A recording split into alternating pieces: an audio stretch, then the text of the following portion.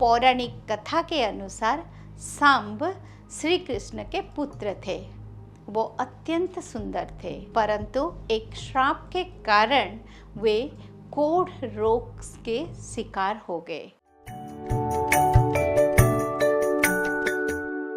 नमस्कार, उदय India digital में आपका स्वागत है। मैं हूँ उपाली अपराजिता।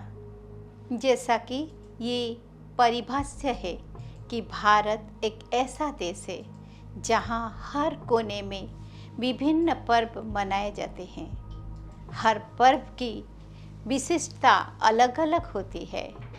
कभी जल की पूजा की जाती है तो कभी पेड़ों की, कभी गाय की पूजा होती है तो कभी धरती माता की। सूर्य को सकल शक्ति के आधार पर भगवान मानना हमारी परंपरा है।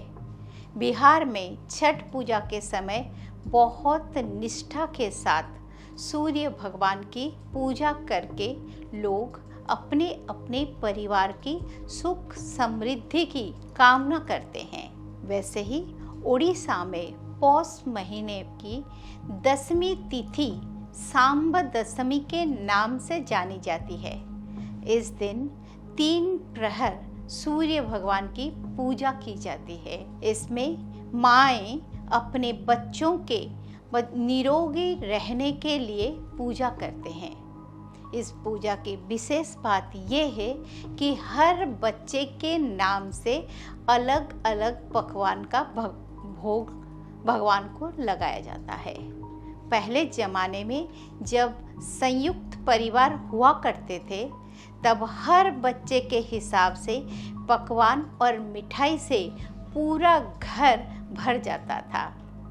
सुबह सूर्य उदय के समय हल्दी से आंगन को धोकर हल्दी के रंग की रंगोली बनाकर भोग रखा जाता था। रंगोली में सूर्य भगवान का रथ भी बनाया जाता है। हल्दी रंग सूर्य भगवान का प्रिय रंग है, इसीलिए यही रंग प्रयोग होता है।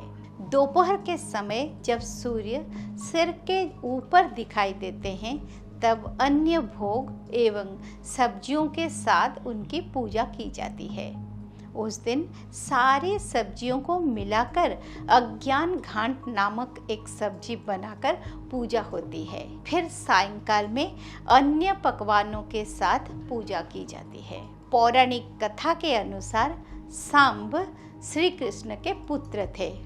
वो अत्यंत सुंदर थे, परंतु एक श्राप के कारण वे कोढ़ रोग के शिकार हो गए। तब आरोग्य और तेज के देवता सूर्य देव की पूजा करने की परामर्श देवर्षि नारद ने उन्हें दिया। उन्होंने जगन्नाथपुरी के निकट कोणार्क में सूर्य देवता की कठोर पूजा की।